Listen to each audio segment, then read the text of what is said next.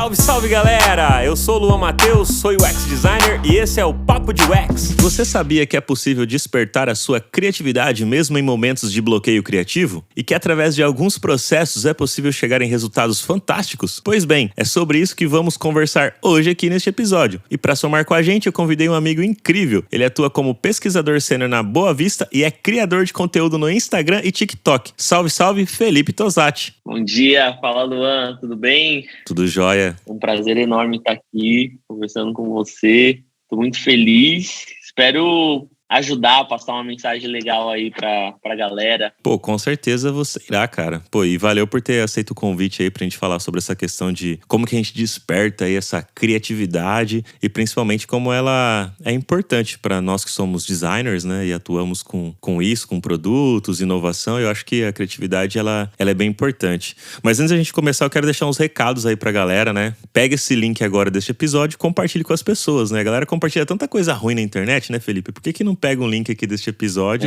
maravilhoso, que eu tenho certeza que você vai dar várias dicas incríveis, e compartilha aí com o pessoal pelos grupos de WhatsApp, Telegram, pode compartilhar lá também pelo LinkedIn, me marcar lá no LinkedIn, marcar o Felipe também, que vai ser muito legal a gente se interagir por lá, e também em outras redes sociais que você quiser. E para quem quiser também contribuir de uma outra forma com o nosso projeto aqui do Papo de UX, pode contribuir através do Pix, que é o pix@papodeux.com.br. Ou se você quiser contribuir sem ser de forma monetária, que é de forma gratuita, é só você deixar seu like. O like não custa nada. Principalmente se você estiver ouvindo pelo Spotify, que tem as 5 estrelinhas, que você pode clicar aí nas 5 estrelas e impulsionar cada vez mais os episódios que a gente faz por aqui no Papo de UX. E galera, eu tenho uma outra novidade super legal aí pra vocês. Pra quem quer aprender UX Design, Product Design e UI Design com a liderança de grandes empresas como Nubank, Quinto Andar, iFood, e descobrir na prática os erros e acertos dessas grandes empresas digitais, então você tem que conhecer agora a Tera, que é uma escola referência em educação no mercado digital e que já foi reconhecida pelo World Economic Forum e pelo Google for Startups por sua metodologia,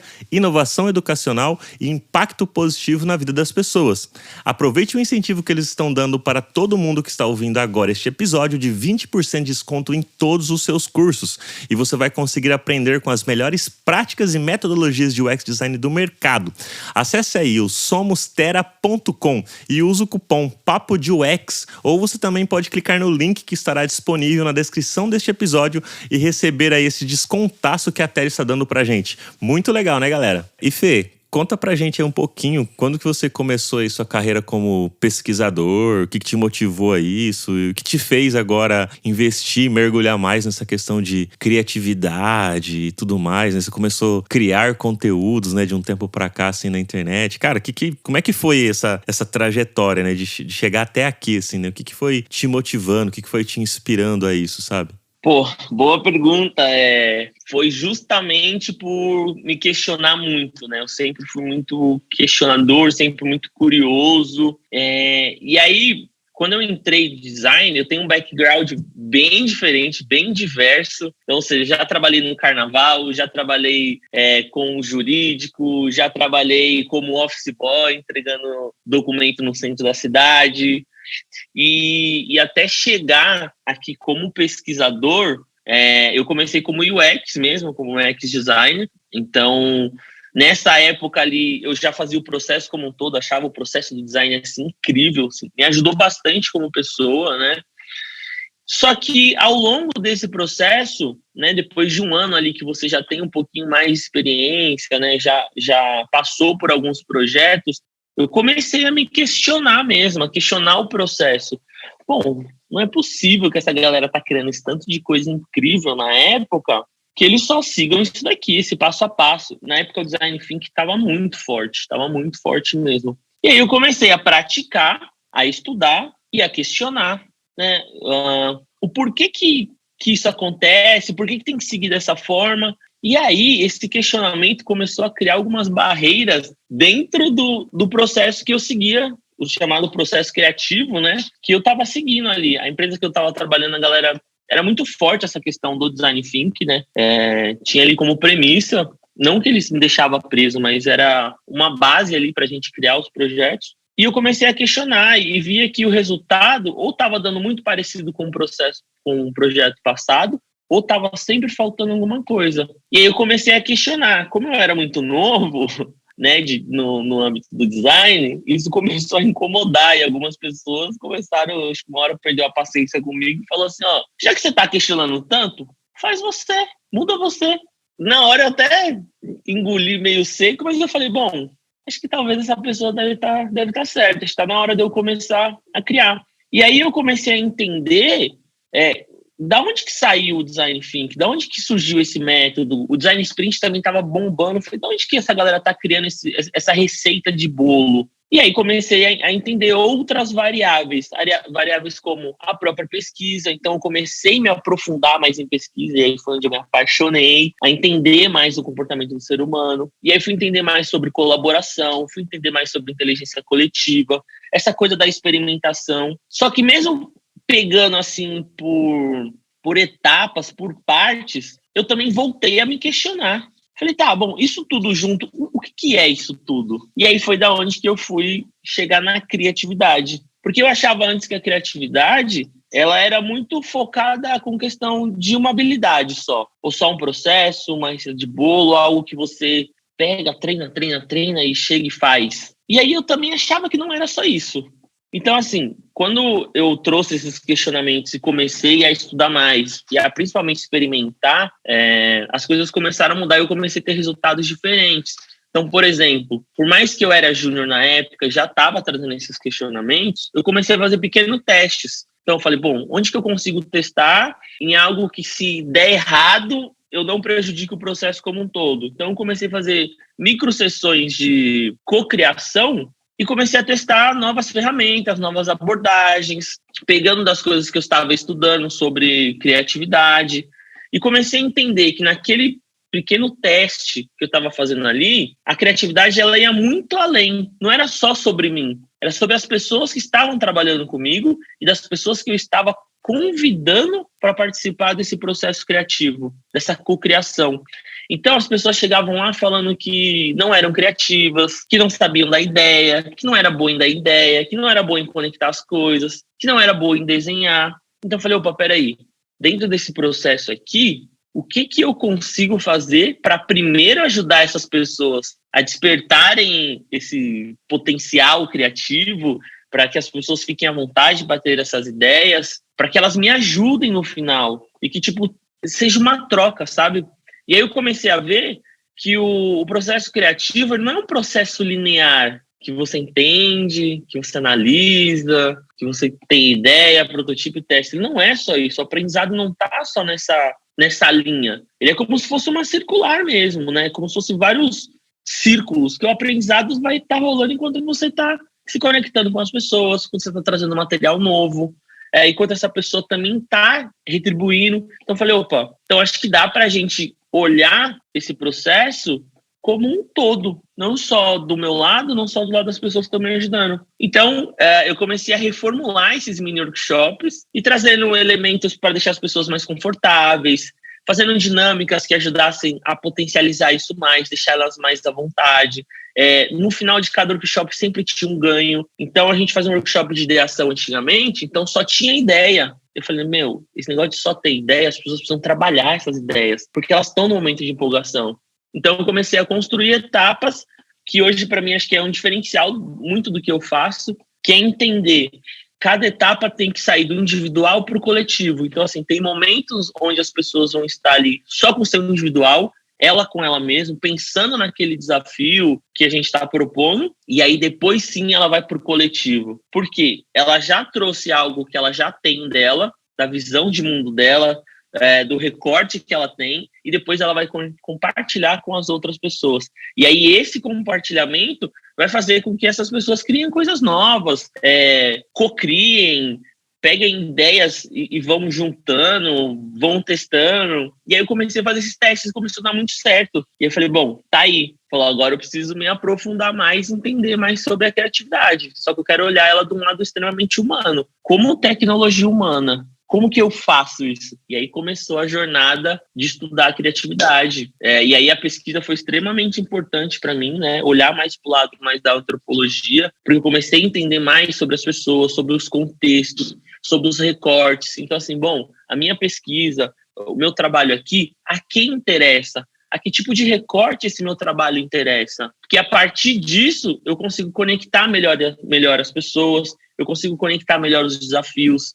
No momento de criar ali essa experiência, esse workshop, fica mais fácil de você conectar quem de fato vai fazer sentido, né? Para aquele recorte ali, quem vai fazer. E sempre mostrar que o aprendizado ele está em cada momento, tá? Tanto da pessoa que está orientando, facilitando, tanto das pessoas que estão participando, da troca. Então, ficou um momento, assim, muito, muito legal, né? E aí eu comecei a pegar não só a pesquisa, mas ir mais a fundo estudar sobre inteligência coletiva, sobre essa potencialidade que é a colaboração. E aí eu fui me descobrindo ao longo do processo. Eu falei, cara, é isso. É dessa forma que a minha criatividade ela se manifesta. Não só de uma habilidade, mas sim como um todo. É o jeito que eu estou me manifestando para o mundo. Então, assim, no momento de sentar e criar essas experiências e pensar, era o momento onde eu mais tinha os insights. Era o momento onde eu mais conseguia, de fato, ser eu, sabe? E eu acho que a criatividade tem muito disso, né? É a forma como a gente se manifesta para o mundo. Assim, cada pessoa é diferente, né? Cada pessoa tem um potencial de criar, mas nem todo mundo é criativo. Por quê? Porque a criatividade, ela vai precisar que você se desenvolva ela, né? A gente nascemos criadores e nos tornamos criativos. Por quê? Você precisa percorrer essa jornada, e essa jornada vai através de experiência, repertório, recortes, da onde você veio, quem que é você, quem são suas referências, e aí sim você vai construindo. Quando eu entendi isso, eu falei, bom, agora eu me achei. É aqui, é dessa complexibilidade que eu gosto, e isso hoje impacta muito nos meus processos criativos, sabe? Cada ponto desse estudo é como se a criatividade fosse o terreno, a sustentação para as coisas que eu crio, para as coisas que eu vou investigar, para como que eu vou passar e conectar com outras pessoas. Então, assim, é fantástico. Para mim, falar de criatividade é uma coisa que eu gosto e amo muito. Pô, que legal, Fê. Que bom que você se encontrou, assim, né, como profissional e descobriu uma parada que você curte muito e tá mergulhando cada vez mais nessa parada, né? E até você tá fazendo uma pós específica sobre isso, né? Isso. Aí chega aquela parte chega uma hora que você precisa de ajuda. O design me ajudou muito, o processo do design me ajudou a aprender. Porque eu pensei, bom, se eu tô em vários projetos, em mercados que eu não conheço, que eu não sou especialista, e eu aplico esse método, essa forma, e aprendo, por que não aplicar isso na minha vida? E aí eu comecei a aplicar. E aí passei uns 3 anos testando, estudando sobre criatividade. Mas chegou um momento que parecia que eu comecei a dar muita volta em círculo, né? Porque eu não tinha mais referências. Era livro, um curso curto ali e experimentação. E aí pegava outra matéria, conectava e tal. E chegou um momento que eu precisei de ajuda. E aí eu era muito relutante à pós-graduação, né? Era até um preconceito meu. Eu falei, deve ser só uma extensão da graduação, não deve ser tão interessante. E aí eu comecei a mapear. Falei, mas eu preciso evoluir. Desculpa. Já faz 3 anos que eu tô estudando, as coisas estão começando a se repetir, eu preciso ampliar esse repertório. E aí foi que eu descobri a pós-graduação na SPM, que é de criatividade, experiências e comunidades, tudo que eu gosto. E aí eu conversei com algumas pessoas, né? Perguntei uma orientação, como que era o curso e tal, olhei a grade, conversei com o coordenador, conversei com a galera que já tinha feito e decidi tomar essa decisão. E foi muito rápido, tá? Essa decisão foi coisa tipo de uma semana, na outra semana eu estava fazendo a entrevista, na outra eu já estava me matriculando. É tanto que esse ano eu tinha prometido para mim mesmo que eu não ia fazer nada, eu só ia descansar, eu ia trabalhar, mas não ia estudar, ia ficar deixando a cabeça descansar. Só que aí surgiu a oportunidade, eu falei, não, sabe uma coisa? Tô na idade. E aí me joguei na pós-graduação e assim... E a primeira frase minha foi falando, eu nem acredito muito nisso, eu nem sei por que eu tô aqui, eu quero ser surpreendido. E aí na primeira aula eu já fui surpreendido, principalmente com essa frase, né? Que todas as pessoas podem criar, mas nem todas podem ser criativas. E nos meus estudos estavam dando que todo mundo nasce criativo. Então, dali eu falei, bom, acho que eu tô no lugar certo agora. A gente vai começar a olhar a criatividade, de fato, como uma tecnologia humana. Então lá, a gente tem professores, assim, referência em tudo. Então, assim, eu já estudei sobre diversidade, antropologia, futurismo, histórias imaginárias, como que as narrativas são contadas, como que o mundo digital hoje está funcionando, economia criativa. Então, esses outros repertórios estão me ajudando a aprofundar cada vez mais minha criatividade e principalmente a potencializar o que eu já faço hoje no meu trabalho.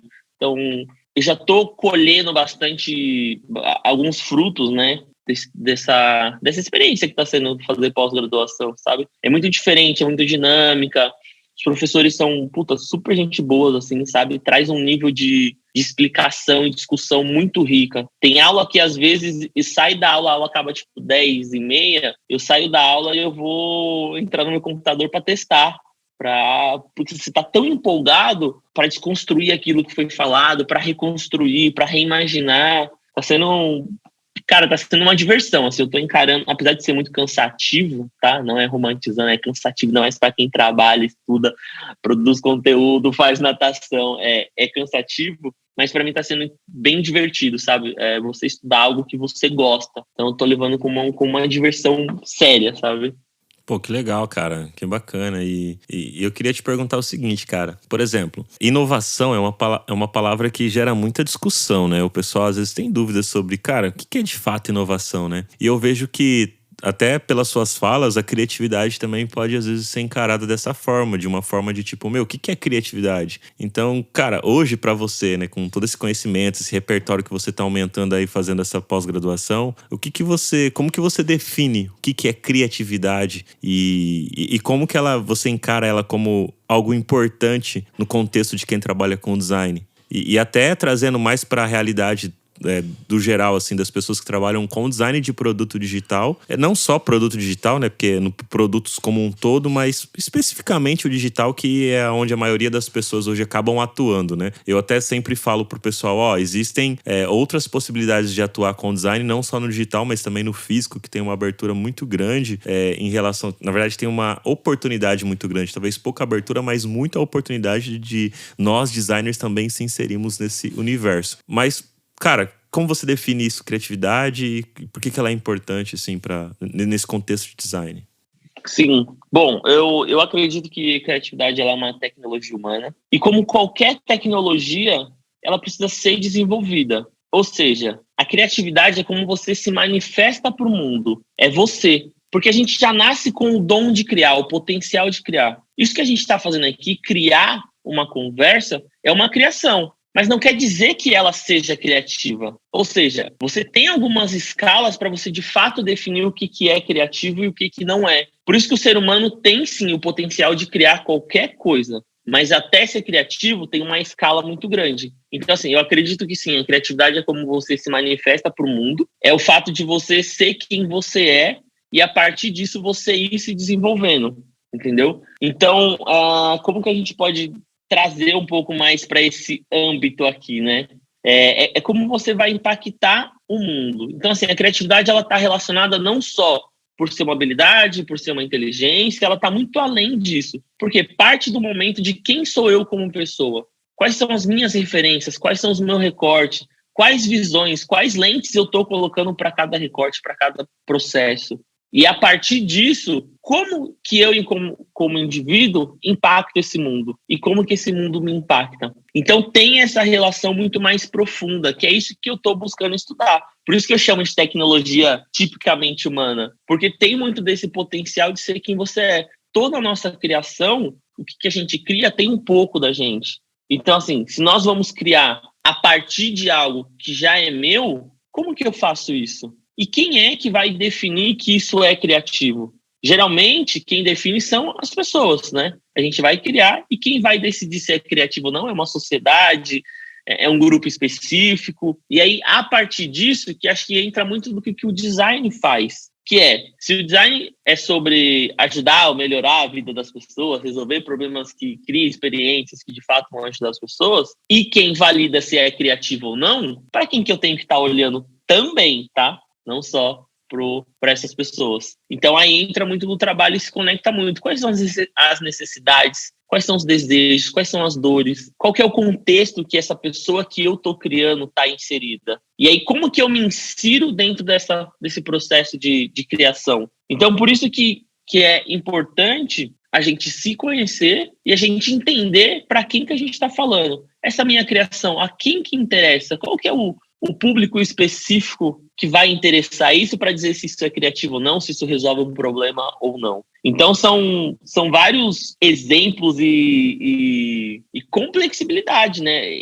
Esse mundo, ele é mais complexo. A gente não cria numa ilha, né? A gente cria para uma sociedade. E aí essas pessoas vão nos ajudando na validação. Por isso que o processo do design, ele me intriga bastante, ele é bem gostoso de se trabalhar. Porque a gente entende ali um contexto, a gente investiga sobre esse contexto, a gente analisa, e dentro dessa análise tem os nossos recortes, dentro desse recorte a gente vai cocriar, a gente vai testar, a gente vai aprender. E aí o diferencial para mim está dentro desses pequenos pontos. Todo ponto de contato vai gerar um aprendizado que vai impactar na nossa criação, que vai impactar no final, como que a gente vai validar, o que a gente vai aprender.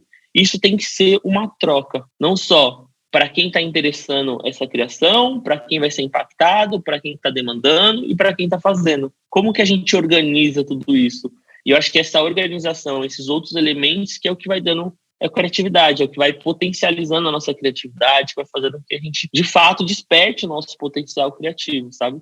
Então, pela sua fala aí, a questão de definir se algo é criativo ou não é muito do público, então. Por exemplo, eu faço algo, criei algo e às vezes eu falo, nossa, fiz algo criativo. Mas se o público para quem eu fiz aquilo que eu estou fazendo não definir se aquilo é criativo, eu só criei algo, mas não que aquilo é algo criativo que foi feito, né?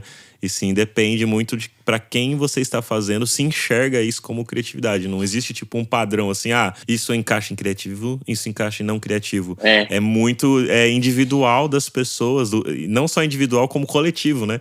O indivíduo reconhece aquilo, vários indivíduos reconhecendo aquilo como algo criativo, aquilo de fato se torna algo criativo, pelo menos para aquele grupo de pessoas. E não, porque tem pessoas que vão achar assim, por exemplo, eu gosto de determinados estilos de músicas e outros tipos de músicas eu não acho criativo. Mas outras pessoas acham criativo, né? E para aquelas outras pessoas, aquilo é criativo. E tá tudo certo. E para mim não é criativo e também tá tudo certo, porque eu não sou aquele público para aquilo que foi criado, né? É isso mesmo. Perfeito. É isso que você entendeu mesmo.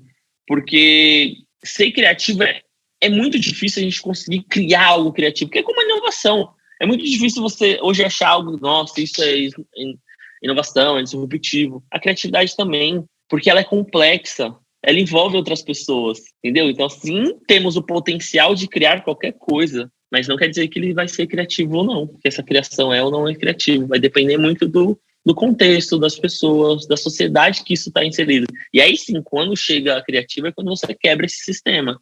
É quando você faz algo, de fato, diferente, que impacte a vida das pessoas e tal. Então, isso é bem complexo, é bem difícil, mas é possível. Eu gosto de falar que o aprendizado, né, o desenvolvimento da criatividade não está no final, na criação em si, mas sim no processo, no caminho, né? Qual foi a jornada que você percorreu? E essa jornada vai dizer muito e vai te ajudar muito a se desenvolver ao longo do caminho, não só o resultado final, mas sim o que você percorreu ali. Acho que o grande aprendizado, o grande desenvolvimento está dentro dessa jornada. E Fê, às vezes quando a gente vai criar alguma coisa, né? Até mesmo quando eu tô pensando em pautas aqui pro Papo de UX, às vezes a gente tem algumas barreiras, né? Que impede a gente de ser um pouco criativo ou até de criar algo, né? Porque agora eu também vou me policiar mais quando eu falar assim, vou fazer algo criativo. Não, vou criar algo e quem define se é criativo ou não será o público, né? Tipo, eu já mudei meu pensamento só nesse papo nosso aqui. E que você... Como que você vê ou quais são as barreiras que podem nos impedir da gente criar algo e até criar algo tentando atingir essa criatividade, sabe? Quais são esses tipos de barreiras? Porque tem momentos que a gente vai criar e a gente, parece que não sai nada, né? Nem o básico a gente consegue fazer, né? Por que isso às vezes acontece? Você que tá cada vez mais estudando sobre isso aí, não sei se já teve alguma aula na pós sobre isso, que traz, que o nosso cérebro, que acontece no nosso cérebro, sei lá, tô viajando aqui perguntando pra mim aprender mesmo. A gente não chegou ainda na parte dos bloqueios criativos, mas eu tenho uma forma de pensar, tá? Então aqui, ele é muito mais complexo do que a gente imagina, então envolve neurociência, envolve o comportamento do nosso cérebro. Eu não vou entrar aqui nesse tanto ainda, porque ainda não estudei a fundo, assim, essa parte. Mas eu vou trazer um pouco, principalmente do que eu passei nesses últimos tempos, tá? e que me fez buscar e de uma forma até um pouco mais, não vou falar, talvez não seja amadora, porque foi mais de buscar através dos livros mesmo, entender um pouco até o dia que eu tiver a matéria, que vai ser, acho que daqui 2 matérias eu vou ter neurociência, e aí vai ficar mais fácil de eu explicar. Mas eu vou trazer um pouco da minha visão pessoal e do que eu venho estudando ao longo do tempo, tá? E acho que o primeiro ponto, assim, para essas coisas que impactam, essas barreiras que impedem a gente de ser criativo, acho que a primeira coisa é a gente não ser nós mesmos. A gente negligenciar quem que eu sou, a partir de qualquer desafio que eu tenho, né? Então, isso vai gerando o que a gente chama também de insegurança. Assim, eu deixo de ser eu mesmo, automaticamente eu acabo ficando inseguro. E aí esses 2 pontos vão desencadeando outras barreiras que impedem nós, né, as pessoas, a despertar o nosso potencial criativo. E aí eu vou citar 3 aqui, que são os 3 que eu passei esses últimos meses, que é o medo do julgamento. Eu acho que isso pode impedir com que as pessoas, né, se expressem de forma criativa. Da gente ser julgado foi muito na questão de começar a criar conteúdo. Você acaba criando coisas, mecanismos dentro da sua cabeça que vai trazendo essas barreiras. Pô, será que as pessoas vão me julgar? Será que elas estão entendendo o que eu estou falando? Será que faz sentido eu falar de criatividade aqui na internet? Será que eu não devia estar em outro lugar? Então, esse medo desse julgamento acabou deixando eu criar bastante coisa. Só que você precisa superar isso. E aí, com isso, desce uma outra camada, que começa a afetar a sua confiança. Então, assim, você começa a assumir riscos, criativamente você já não consegue se expressar mais, porque tudo isso está afetando. Então, assim, a sua confiança. E aí, acho que e o terceiro, para mim, foi o que mais me pegou. O excesso de autoexigência. Acreditar que tudo vai ser perfeito, que a gente faz um trabalho e o outro trabalho tem que ser tão perfeito quanto foi, isso acabou me tendo vários outros bloqueios criativos, sabe? Essa exigência da excelência, de que, nossa, eu entreguei isso daqui e foi muito incrível, o próximo tem que ser mais incrível ainda. Então, eu passei praticamente o ano de 2022 buscando essa excelência. E, de fato, eu tive resultados incríveis. Só que quando o ano virou, eu precisava, na minha cabeça, tá? Eu precisava entregar mais do que eu fiz. Então, isso acabou gerando um desgaste não só emocional, a minha falta de confiança. Eu comecei a questionar, de fato, se o que eu estava criando estava entregando um resultado legal para as pessoas. E aí eu falo de pessoas, não só para a pessoa usuária, para a pessoa que está ali, que eu vou entregar a solução final, mas para as pessoas que estão me demandando isso, né? Então, esse bloqueio acabou ficando como se fosse uma situação que eu comecei a me sentir incapaz, não conseguia produzir ideias, ficava cansado. E aí, o que isso pode causar, né? Tem alguns fatores que causam isso, que é principalmente acho que o excesso de informação que a gente consome, a falta de descanso é super importante. Eu escutei isso do meu treinador de natação e do médico também. Ele falou que, cara, quando um profissional nada, joga futebol, vôlei, treina em alta intensidade, ele treina e vai descansar. Você é uma pessoa que não é um atleta. Então, você treina e você vai trabalhar, você vai produzir conteúdo, você vai estudar. Em qual momento você descansa? Olha o tanto de informação que está tendo. Então, todo esse acúmulo, né, essa obesidade mental, acaba fazendo com que a gente crie esses bloqueios, porque assim, só está entrando e não está saindo. Ou às vezes está entrando e está saindo muito rápido, você não está parando para descansar, você não está parando para ter consciência do que aquilo está fazendo. Então, assim, o que veio me ajudando a superar esses bloqueios, tá? Não estão todos superados, mas esses 3 aí eu já estou controlando. É muito essa questão do descanso. Para a criatividade, tem um momento ali onde você vai colocar bastante coisa, onde você vai pegar bastante repertório. Essas coisas vão entrar ali, você vai compreender, essas coisas precisam sair. E sai em forma de manifestação. Então, eu comecei a descansar mais. Entrou informação, como que eu faço para conectar elas e tirar elas mais? Então, assim, deixei de reter um pouco mais de informação, comecei a dizer mais não, é super importante. Ter um momento de pausa para a criatividade é extremamente importante, você ter esse momento. Então, assim, eu fiz o trabalho de pesquisa. Então, ali eu já conversei com o usuário, eu já analisei, eu já tirei insight, eu já ouvi aquele áudio, eu já reouvi, eu já transcrevi. Então, assim, tem muita informação. Então, assim, em qual momento agora eu paro para não tocar mais naquilo? Então, assim, eu tiro geralmente um dia, eu não vou mais... Fiz análise, fiz toda a pesquisa, deixei ali, eu não vou mais mexer naquilo durante um dia, eu vou fazer outras atividades. Por quê? Essas informações precisam ter um tempo para maturar dentro da cabeça. Essas informações precisam se conectar com outras informações para que depois você consiga entender, tirar insight, tirar ideias daquilo dali. Então, eu estou nesse processo, sabe, de respeitar o meu corpo, de respeitar a minha mente, né? E também desacelerar um pouco, né? Quando eu estava viajando no Brasil, viajei o Brasil durante 1 ano e pouco, eu tinha esses momentos, era muito mais fáceis, porque além de eu estar trabalhando, além de eu estar estudando, eu precisava aproveitar a minha viagem. E aí, como que eu aproveitava? Era vendo o pôr do sol, era indo no mar, era fazendo uma trilha, fazendo coisas que vão me tirar desse ambiente que eu estava imerso.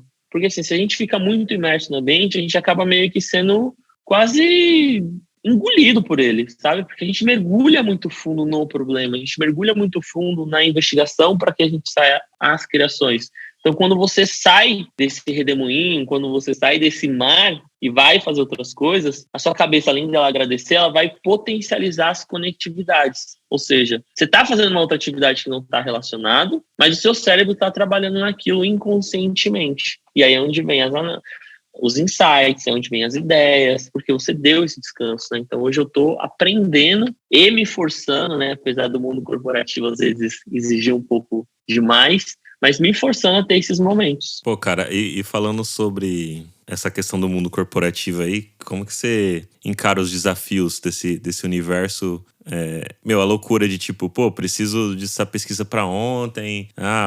Não, a gente vai ter que enxugar o prazo, enxugar a grana para poder fazer as coisas. Além dos desafios de outras coisas, como às vezes um top-down, que não gostei assim, vamos por esse outro caminho e quem tá pagando sou eu. E não com essas frases, mas a gente sabe que no fundo a intenção é essa, né? E isso é um desafio de trabalhar com o negócio.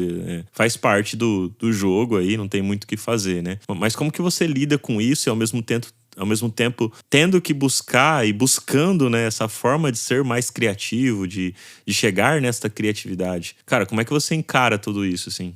Bom, eu tento criar ambientes dentro dos projetos que eu tô, dentro dos times que eu tô, ambientes que eles vão acabar me deixando livre no sentido que eu tenha a oportunidade e a segurança de expressar os meus medos. Um ambiente onde eu vou conseguir me divertir, um ambiente onde eu vou conseguir me conectar com as pessoas, um ambiente onde eu vou ter essa liberdade para fazer as propostas, propor coisas novas. Eu não funciono muito com tanta restrição, é um grande desafio para mim. Então, o que eu tento ali, dentro das coisas que cabem a mim, porque tem coisas que infelizmente não cabem a gente, que a gente não controla, isso é muito importante da gente saber, e mapear o que eu consigo fazer para potencializar esse ambiente, o que eu não consigo e o que não depende realmente de mim. Eu acho que entender esse momento já começa a te ajudar para essas criações. E aí o segundo passo é como que eu crio dentro desse projeto aqui, que esse projeto, assim, é uma responsabilidade minha e eu consigo, de certa forma, até certo ponto, controlar ele, principalmente a parte de criação. Criar um ambiente que seja seguro, um ambiente onde eu consiga não só potencializar a minha criatividade, mas principalmente potencializar a criatividade das pessoas que estão trabalhando comigo. E como que eu faço com que essas pessoas entendam o nosso desafio e como que esse objetivo em comum vai fazer com que, de forma individual e coletiva, nós conseguimos resolver esse desafio, ser mais criativo e potencializar as nossas criatividades. Então, essa construção desse ambiente, para mim, é extremamente importante, é o que sustenta ali a base para que eu vou, de fato, colocar as ferramentas certas, colocar os momentos certos, os momentos de conexão, os momentos de introspecção dentro do time. Então, é a primeira parte que eu gosto de fazer bastante, né? Tem alguns projetos que essas pessoas estão comigo, trabalhando como pares, e tem projetos onde eu tô, entre aspas, sozinho, que assim, não tem alguém fixo ali comigo, mas que eu tenho a possibilidade de conectar outras pessoas. E eu acho que é a partir daí que o meu potencial criativo aflora de uma forma muito legal e que faz sentido para mim, tá? É o jeito que a criatividade, para mim, se manifesta. é através da conexão com outras pessoas. Eu acho que é muito legal você fazer as coisas só, tenham esse momento, mas eu acho muito mais interessante fazer com outras pessoas. Então, imagina, eu estou num projeto agora que ele começou comigo só, eu precisei criar algo para que as pessoas entendessem ali que de fato faz sentido o que eu estou falando, e aí entra muito num pensamento sistêmico, né, quando você precisa captar outras pessoas e falar para elas, olha, isso daqui faz sentido. Então, construir um ecossistema, mapear esse ecossistema e mostrar para essas pessoas, nesse caso desse projeto específico, como que elas vão interagir dentro desse ambiente. Como que vai ser a participação delas, como que vai ser a nossa troca, como que a gente vai trocar. E aí é outro ponto que, como criação, é criar as experiências, que para mim vou chamar de workshop, que são essas sessões que as pessoas vão colaborar junto. Então, em vez de você fazer uma reunião que você vai ficar falando, por que eu não posso criar algumas atividades e chamar essas pessoas e a gente fazer algo mais interativo? A minha criatividade, ela se manifesta muito nesses momentos de complexibilidade. Então, assim, eu vou chamar uma pessoa com perfil X e eu vou dar um motivo para ela estar aqui.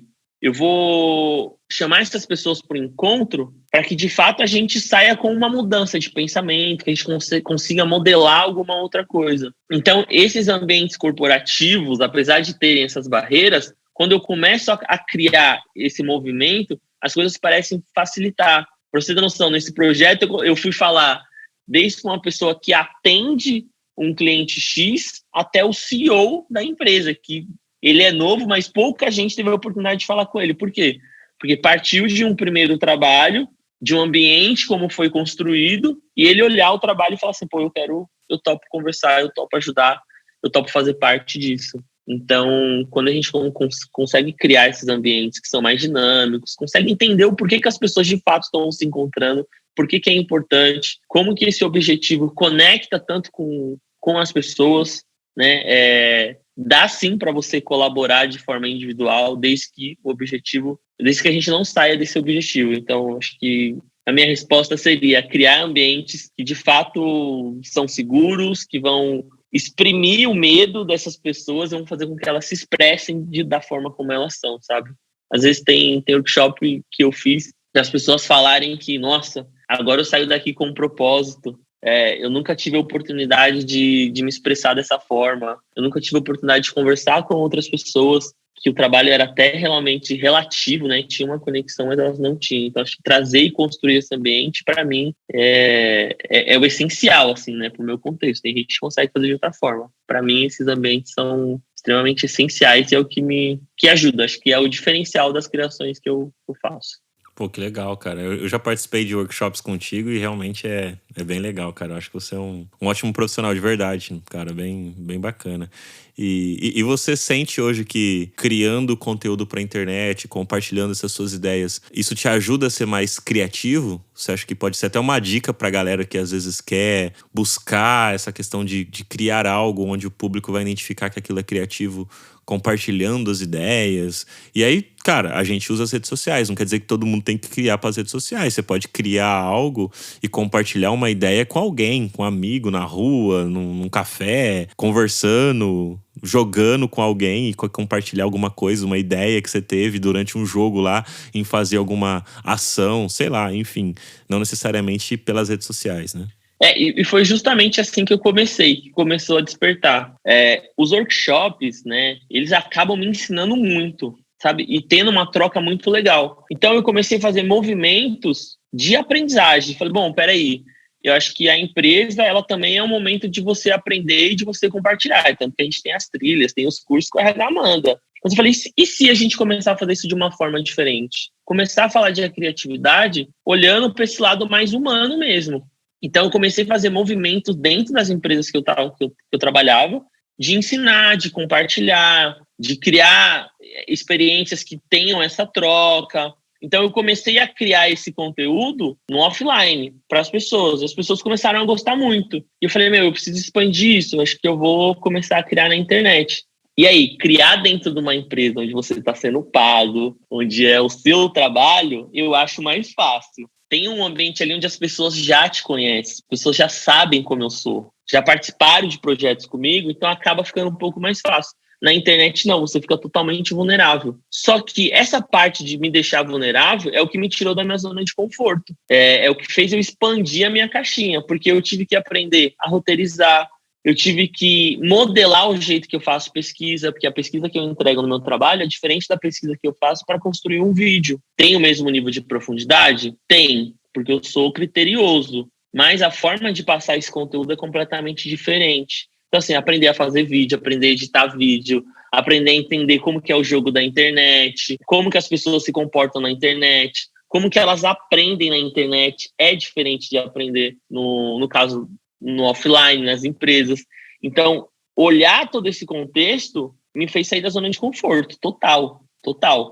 Não é que hoje eu crio na internet e fico os vídeos perfeitos, gente, longe disso. Mas eu tô começando a encontrar o meu caminho, eu tô começando a encontrar a minha voz e eu tô começando a me encontrar, de fato, com algo que faz muito sentido para mim, que é se conectar com as pessoas. Quando alguém manda uma pergunta no chat, quando alguém manda uma pergunta na DM, quando alguém responde um vídeo, quando alguém compartilha, quando alguém fala para mim que aquilo ali, de fato, ajudou de alguma forma, isso não tem preço nenhum que pague isso. Não tem preço nenhum. Porque é uma validação do que eu estou fazendo e, de fato, é uma troca, porque a pessoa ali também ela está me ensinando e eu vou conhecendo cada vez mais essas pessoas. Então, ir para a internet, de fato, fez com que eu pensasse formas diferentes até de apresentar as minhas pesquisas no trabalho. A última pesquisa que eu apresentei, eu montei um mapa. E a partir desse mapa que teve uma explicação do que de fato teve. Por quê? Porque eu fui olhar coisas na internet, porque eu estava navegando, porque as conexões que a cabeça vai fazendo com que você crie coisas diferentes. Então, assim, o trabalho que eu faço impacta no trabalho que eu estou produzindo conteúdo e o trabalho que eu estou produzindo conteúdo impacta no meu trabalho como UX no dia a dia. Então, essa troca de estar em mundos diferentes, estar navegando, isso para mim faz muito sentido. E, assim, me ajuda bastante, sabe? Eu consigo ampliar o meu repertório, entendeu? Então, essa criação de conteúdo está sendo muito legal. E eu não estou colocando tanta pressão, eu estou fazendo algo para me divertir. Eu quero me divertir, eu quero democratizar esse conhecimento. Eu sei que falar de criatividade ainda... Eu falo que é um tabu porque não são todas as pessoas que têm acesso. E é muito importante que as pessoas tenham acesso, porque quando você trabalha a sua criatividade, se abre um mundo de oportunidades para você. Então, eu estou com esse pensamento para potencializar isso, sabe? Criar, de fato, começar a tangibilizar esse aprendizado no digital. Pô, fantástico, Fê. Obrigado aí pelo papo. Eu gostei demais, espero que você tenha gostado também, que eu tenho certeza que a galera que está nos ouvindo curtiu muito. Pra caramba. E deixa agora aí suas redes sociais, né? Onde a galera te encontra aí no TikTok, Instagram, como é que a galera faz pra te acessar aí no LinkedIn ou qualquer outra rede social que você queira divulgar, fique à vontade. Sim. Gente, no Instagram é @pesquisador criativo. No TikTok também é como pesquisador criativo. É onde eu tô criando lá, onde eu tô direto lá agora. No LinkedIn também. No LinkedIn eu não produzo tanto conteúdo mais. Com questão de produzir conteúdo, tá no Instagram e no TikTok. E no LinkedIn vocês podem chamar pra gente trocar ideia também. Fiquem à vontade. Mas quem quiser dar essa moralzinha de seguir, curtir, compartilhar o perfil Pesquisador Criativo, vai vir bastante coisa legal, bastante dica. Eu sei que o público agora está gostando de uma pegada mais ferramental, vai vir ferramentas criativas. Falando isso, eu posso deixar uma ferramenta criativa aqui muito legal? Claro. Galera, é uma coisa muito simples, mas principalmente para quem trabalha com design, ajuda bastante.